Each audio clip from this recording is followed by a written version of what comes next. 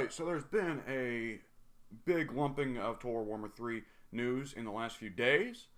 A lot of it has been trickle, but day by day. Very satisfying news cycle, I gotta say. However, it's not one that's super conducive to making videos about it. And so I've not been making a whole lot of videos about it. You don't really need, me making a video every day to here's the Norscan dudes. They start out in the same place they always do. But the big drop of news came today, which is the talks about all of the guys who are going to be getting their own separate factions, as well as Be'lakor, who is, of course, pretty well entirely new. I mean, of course, he was in the Realm of Chaos campaign, but he was only just a pretty well...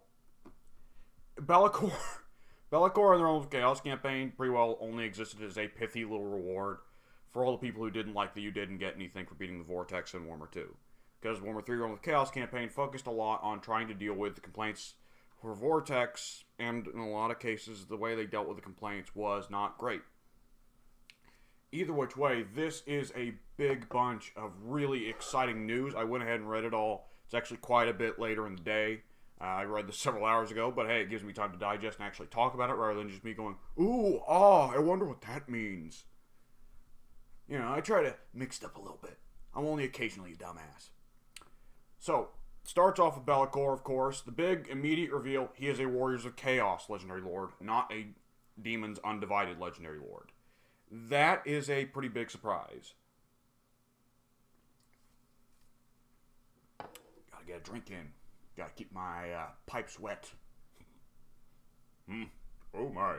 Anyways, yeah, that is a big shock because the Demons of Chaos Undivided are listed as a full separate race in the campaign selection menu, and yet they only get one Legendary Lord. They only get one start position, which is, of course, the Demon Prince version of Yuri. And I understand, I definitely get why Be'lakor starts out as Warriors of Chaos. There's a lot of reasons why. First and foremost being that the Demon Prince Yuri, the racial mechanics for Demons of Chaos Undivided are built around Yuri and can't really work without him. Now, Warhammer 3 Realms of Chaos campaign already had some issues like that of a whole race's mechanics being built around a couple lords.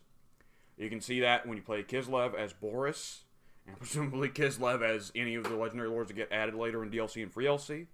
The Kislev campaign mechanics are fundamentally built around Katarine and Kustaltine, and it is something that the DLC team has been unfortunately shouldering the burden. There we go. Shouldering the burden of after the core team left. And yeah, that sadly seems to have been a theme with a lot of the Immortal Empires update stuff, is them trying to fix a lot of the messes that the core team made. Though I still think that the Warhammer 3 game at launch I thought was better than people gave it credit. But either which way, yeah, Be'lakor, Warriors of Chaos Legendary Lord. That means he's going to be leading a mostly mortal roster, and he is going to build up support from the Chaos Gods the same way, presumably, that Yuri does, though presumably without the whole thing of having separate settlements and separate building trees for each of the Chaos Gods, and presumably with some overlap with the new Warriors of Chaos overhaul, which we don't entirely know how it works. And at some point here, they actually talk about a little bit of how the new... Right, souls. Souls are a new currency that Warriors of Chaos build up, and Be'lakor can spend it for unholy manifestations because he's a demon, so he should have more access to the magic stuff than the regular Warriors of Chaos Legendary Lord should. Granting him stuff. Apparently they just said the Tzeentch manifestation grants him the ability to teleport across the world. We'll see how expansive that is. If that just causes him to open up Realm of Chaos style breaches, that would be amazing. But we'll see how it is in execution. This is not a very specific way of explaining things. It also gives him access to the rosters of the Chaos Demons. That is really cool. Mixed Warrior and Demon rosters I am a big fan of.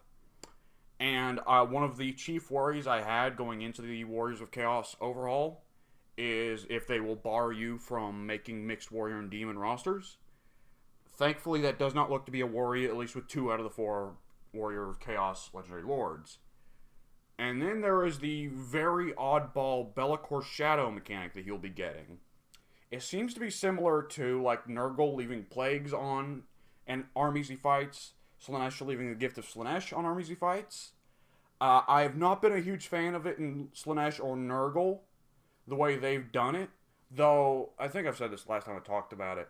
That may just be that I need to change my playstyle. It may also just be Slaanesh and Nurgle's mechanics were not really built to fight demon armies, and yet, because of the way they're on with Chaos... Oh, there we go. Drink Sprite and burp, and that's an unsurprising result. Anyways, yes. Slaanesh, Nurgle having that mechanic of intentionally letting the enemy army run away route does not work too well when they mostly fight other demons, because they both start up in the Chaos Wastes.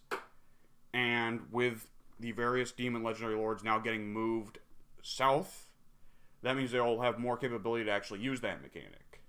Though it is still a requirement for myself, and presumably many others, to try and change the way that we play the demon races, or more specifically Slaanesh, Nurgle, and in the case of Warriors of Chaos, Be'lakor, and intentionally letting enemy armies get away. Though with Be'lakor, it seems to only apply to humans?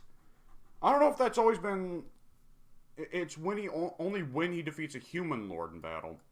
Which makes me wonder, has it always been lore that elves or dwarfs couldn't become demon princes?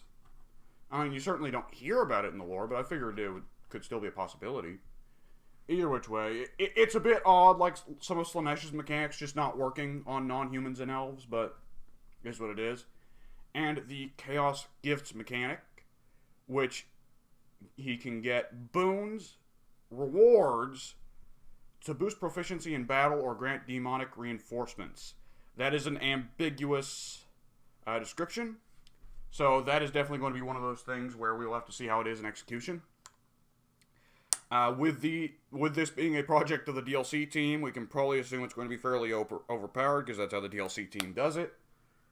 They shoot for the moon, and then after they shoot for the moon, they try to then pull it back a little bit, if they're even going to bother pulling it back at all. They seem to have more of a system of make everyone OP, and then it's all balanced, I guess. Especially if the AI doesn't use the campaign mechanics properly, so, you know, in single player you don't get too mad. And then they move on to the new factions for Old Lords. First being Volkmar the Grim. We already got to see that Volkmar starts out in old,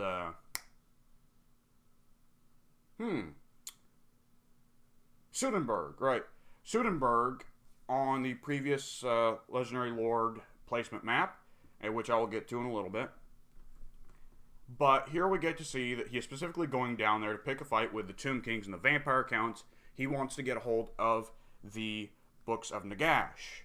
He is going to be having apparently the exact same Books of Nagash mechanic that the Tomb Kings have, except instead of gaining necromantic power, as the Tomb Kings do, he will instead gain Zeal, strengthening the boons and power granted to Volkmar.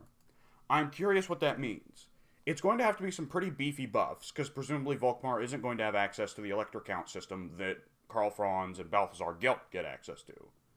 So, like Marcus Wolfhart, Volkmar's system is going to be pretty well entirely different, and it sounds like it's going to focus less on giving you the unique Elector Count units, though Volkmar may still get them through some other system, because Wolfhart still gets... I've not got very far in a Wolfhart campaign, so maybe I'm wrong, but I believe Wolfhart still gets the Elector Count units through the colonial system. And Volkmar, it sounds like there's going to be less focus on getting more special units, and more focus on making Volkmar himself, as well as presumably some of the religiously themed units, like Warrior Priests, Arch-Electors, and Flagellants, stronger through buffs. As someone who's a big fan of the Warrior Priests and Flagellants, I think that sounds rad. And I think the idea of playing the Empire in the Southlands is rad. The Southlands is a very cool spot in the Warhammer lore that does not always get a eye shined on it properly. So the appreciation it gets, and boy does it get a lot of appreciation in Immortal Empires, I really like that. Grombrindal does not get any new mechanics, but he's going to be moving up to Nagaroth. That is pretty well the spot to move him. It was weird in Warhammer 2 when they gave him the bonuses versus elves, and yet he starts nowhere near any elves. So putting him up in a spot where he is encouraged to make war on the Dark Elves, makes use of his bonuses, but at the same time, it's smart for CA to not automatically put him at war with, say, the High Elves and the Wood Elves, because honestly, there are some people, including myself, who are more interested in the idea of a dwarf high elf alliance. And I appreciate that kind of playstyle freedom. It is funny that they are taking this whole thing there to just explicitly retcon a bit of the end times.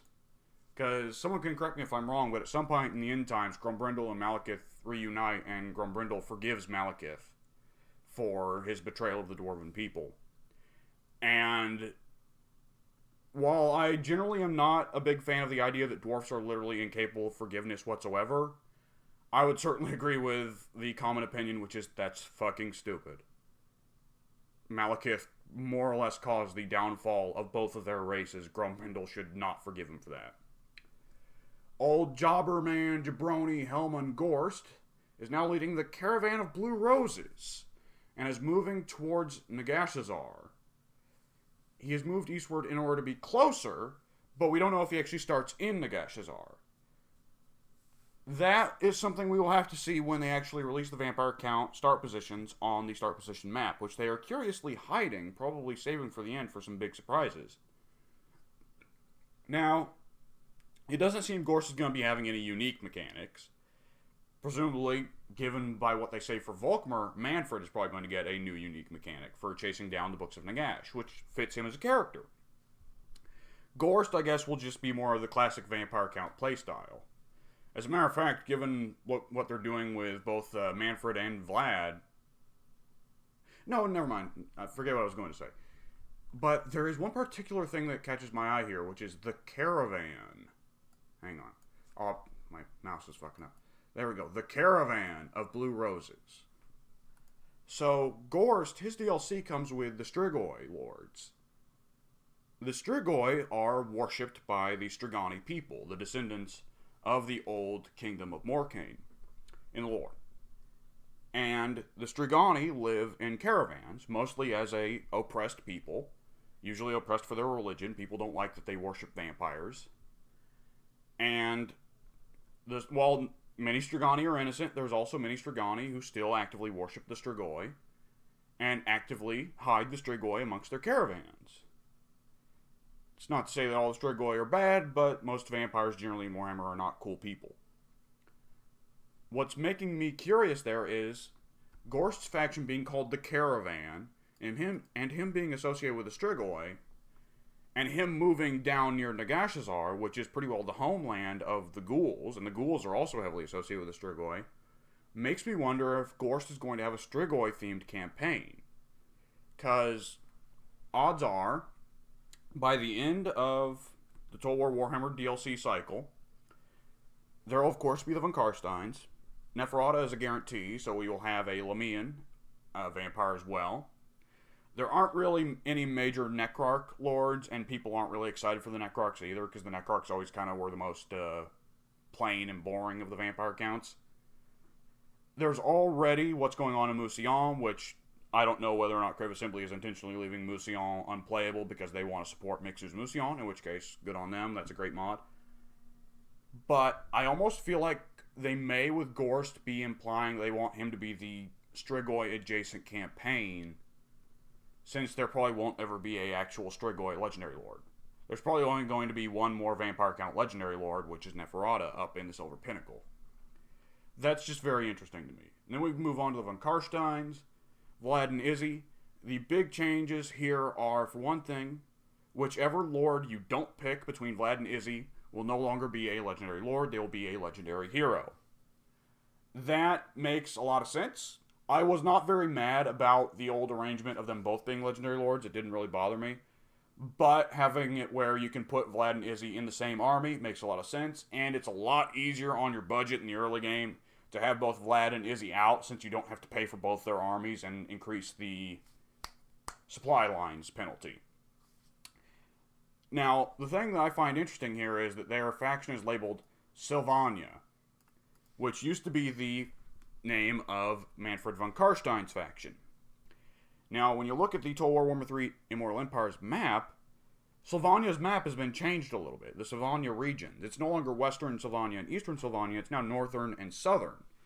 And the old start position for Vlad and Izzy has been now merged into what used to be Eastern Sylvania and is now Southern Sylvania. Which I thought was odd the moment I saw it, because why would Vlad, Isabella, and Manfred all start out in the same province? Given that Manfred is apparently on the hunt for the Books of Nagash, and most of the Books of Nagash are in the Southlands, it seems that Manfred has skipped town and went down to the Southlands Bowl to take part in that party, and Vlad and Isabella are now going to be the legendary lords of Sylvania, and the primary pain in the ass for Karl Franz. Which is nice, because Vlad had a strong tendency in Warhammer 2 and Immortal Empires to either die very early in the campaign or get confederated by Manfred in the mid-campaign, so he was kind of irrelevant. So it's nice to see that Manfred and Vlad and Isabella are all going to be kind of more recurring presences in the campaign. Sigvald and Kolek are the last two. Kolek's is not too exciting. It just says that he's going to be moving up to the Mountains of Morn. That I like. I like playing up the Ogre versus Dragon feud. That was something that in the tabletop lore I don't believe was too terribly developed. It was just said they don't fucking like each other. I'm curious to see whether or not they'll flesh that out some way. Especially, they are specifically stating that Kolek is keen to seek out a monolithic settlement for his own dark designs. Of course, we don't know what that means. We probably won't get to know what that means because that's just an excuse for you to start the campaign, and presumably whatever designs you have are what Kolek's designs are. But it's nonetheless interesting that Kolek, a character who has been kind of mostly a flat character, it's just, he's big and scary and intimidating, and he was there when the Dragon Ogres first signed their deals to sell their souls. It's interesting to give Kolek apparently some kind of motivation there in terms of Kolek wants to make a fortress of his own and build a kingdom of his own? What could that mean? Especially that he's choosing to do it to pick a fight with the ogres. You know, that's curious. But the big one for me, besides Be'lakor, is Sigvald. Sigvald is getting moved up to Nagroth. He has an awesome flag. I mean, all of these banners, all of these flags look awesome. But Sigvald's in particular, that's just great. That Sigvald is so arrogant that he has his own face emblazoned on his banner. And he's got the Slaanesh symbol suspended on a necklace. That's great to begin with. He's up near Nagaroth, so he's going to be fighting Dark Elves, and a proper Slaanesh versus Elf feud is going on. Because Nakari, for his part, is fighting the High Elves on Ulthuan, which is exactly where he should be in the lore. And Sigvald retains several of Slaanesh's features, even though he is going to be a Warriors of Chaos legendary lord still. So, he's still going to be Warriors of Chaos, but he has the ability to seduce units for money, he can use the seductive influence and diplomacy, and he has access to Slaanesh's demon units. That is amazing. Whenever I start up Immortal Empires for the first time, I am probably going to try and start with Lewin, because I'm very predictable. Bretonnia are my boys. I'm a cavalry fiend. I can't help myself. But after that, Sigvald is a very serious contender. And things may change. I probably might end up wanting to go with Sigvald first. Sigvald's campaign sounds awesome. Getting Slaaneshi units and just going through Nagaroth, tearing the Dark Elf kingdoms apart, you know, conquering half of them directly and getting the other half to become your vassals because they just love you that much. That just sounds awesome. And I've always been a fan of Sigvald. Sigvald to me is such a unique character. Him being of that demonic, satanic, horrible, savage, barbarian Viking faction. But no, he's actually like a gorgeous man with gold and pearl armor. I'm very excited for that. And just to take a quick look at this map, these are only the start positions that have been revealed so far. There are still several races that have not had their start positions revealed. The Vampire Counts and the Greenskins, I'd say, are the most prominent ones that have not been revealed yet, because curious where Manfred's going to be placed. And with the Greenskins, Azag's the only one who I will bet is going to stay in the same spot he was in Immortal Empires, because that's a good spot to not only drive home that the Red Eye Mountain is an important spot, but also he's in a good spot to terrorize both Kislev and the Empire, which is what he does in the lore. He can't really start out in Troll Country like he does in the lore, because that area is already pretty congested. Other than Azag, I think all bets are off for the other four Greenskin Legendary Lords. Because for Skarsnik, look, Queek has already been moved so much closer to the 8 peaks. We don't know where Belagar is. Belagar could be put somewhere around, well, anywhere, I guess. Karakazul would be an interesting spot since, what's his name? Thoric. Yeah, Thoric Ironbrow isn't there, as so far as we know, but it wouldn't make any sense to move Thoric Ironbrow out of either Lustria or the Southlands. They're both great start positions for him. I think there's a good chance that Skarsnik, Belagar, and Queek have all been moved closer to the 8 peaks so that we actually get the proper war for the 8 peaks from the lore. Because while Skarsnik, Belagar, and Queek all get player mechanics that encourage them to go for the 8 peaks, you virtually never actually saw the war for the 8 peaks break out in Mortal Empires. Only once did I ever see Belagar actually take the 8 peaks. I never saw Queek or Skarsnik ever take the 8 peaks. And so if they all get pushed there and forced to go for it, that'll be very interesting. And ideally, if they're smart, they'll still leave Skarsnik in a position where he can choose to ignore the 8 peaks and go elsewhere, and you can focus on him still being the goblin-heavy faction. While Queek and Belagar both kinda, it doesn't feel like their campaign has really begun until they take the 8 peaks. Because Queek, if memory serves, has a fairly decent debuff of losing food as long as he doesn't possess the 8 peaks. Belagar has a massive debuff of plus 50% upkeep, I think, until he takes the 8 peaks, so it's brutal for him. Grimgor, it's difficult to say. Grimgor and Wurzag are both interesting cases of they've been put in the Badlands, but they don't really belong there in the lore. Wurzag goes down in the Southlands jungles. Grimgor is supposed to be up near around the Northern Darklands. I could see Grimgor staying in the Black Crag because it's a very easy start position. And on some level, you still want there to be easy start positions, right? But at the same time, he doesn't really belong there in the lore. And as long as Grimgor is in Black Crag, he will routinely be a problem. Because Grimgor and Thorgrim are both nightmares for Creative Assembly to balance. Because they either get nerfed so badly that they just get nuked and wind up being irrelevant, which is where Thorgrim kind of is right now, or they are so incredibly dominant, they explode outwards, and their starting settlement is pretty well impossible to knock over. It's impossible to get them out of their starting settlement, which is where Grimgor is right now in Mortal Empires. You can't entirely predict Creative Assembly. They're very creative. They're also very assembly. And so they generally, I think Creative Assembly, the DLC team especially, generally tends to make stuff that works out. Even when they fuck up, they tend to fix it. So, be interesting to see there. And Grom, I think, definitely needs to be moved. The decision to put him on Ulthuan I thought was a good idea at the time, but he winds up being irrelevant because either Eltharion or Tyrion kills him near immediately.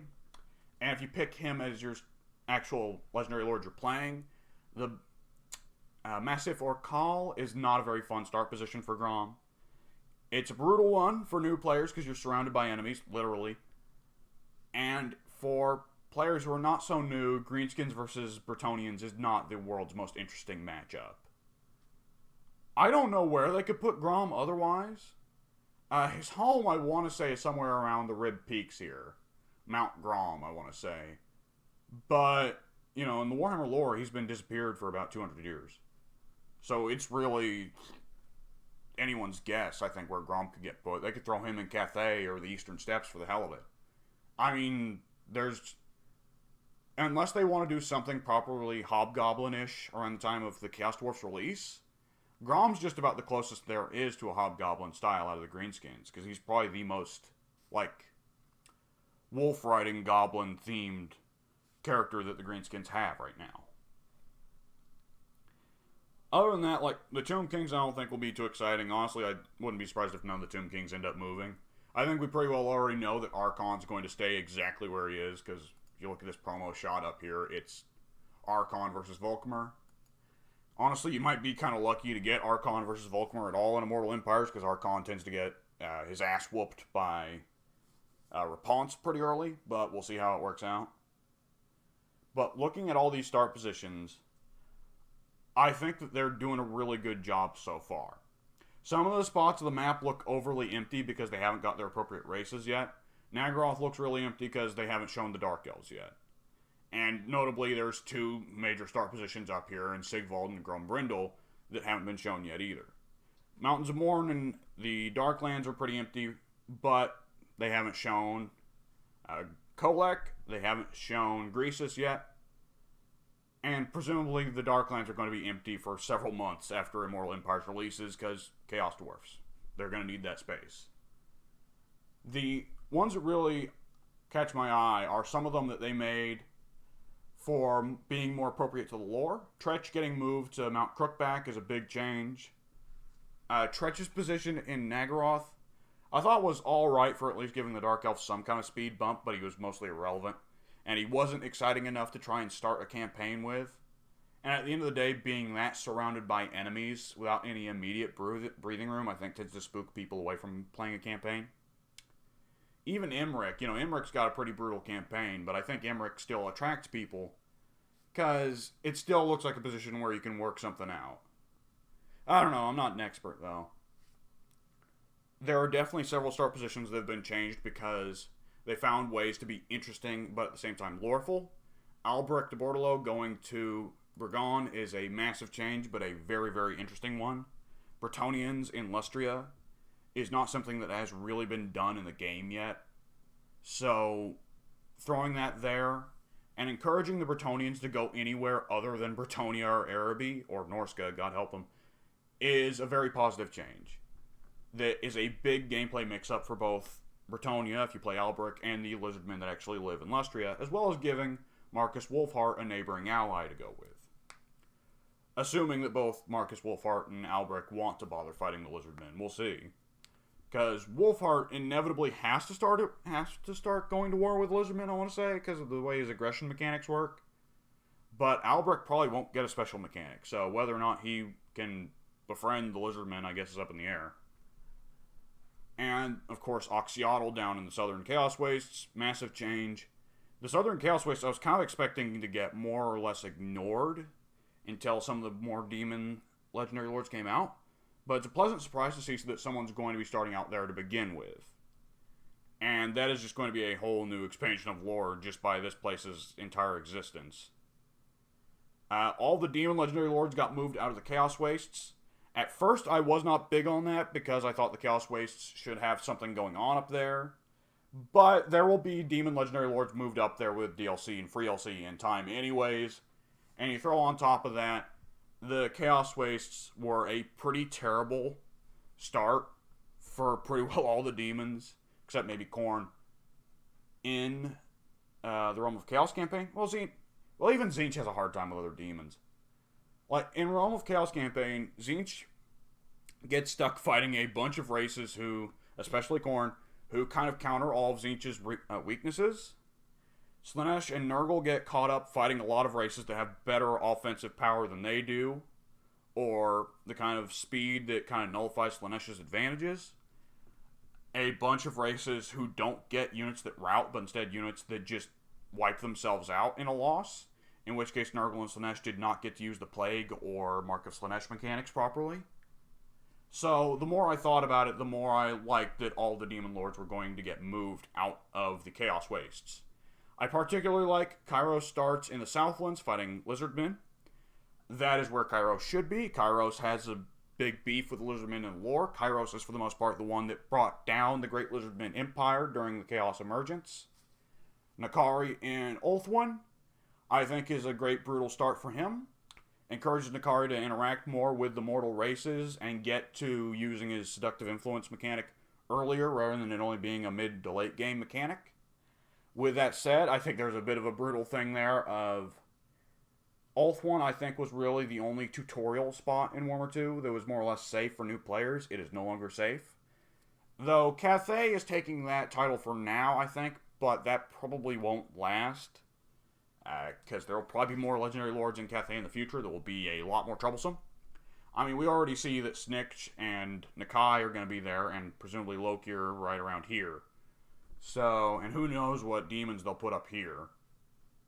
So, those two I'm a big fan of. Kugath and the Dragon Isles I thought was kind of an odd choice. I think the Dragon Isles are a fun place for the Darklands of the Mountains of Morn, because the Lizardmen are not really present that far east, and by putting the Dragon Isles there, it introduces a foreign element. At the same time, the Lizardmen of the Dragon Isles and Realm of Chaos campaign were not that active, not really that relevant, so I guess it doesn't really hurt that much. And it's a good spot for Kugath to start, because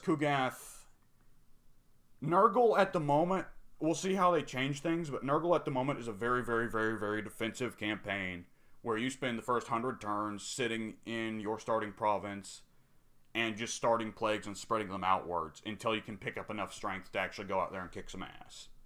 And Kugath is now in a very solid defensive spot. He can really just control that choke point between the Darklands and the Dragon Isles, and nobody's going to be able to get in.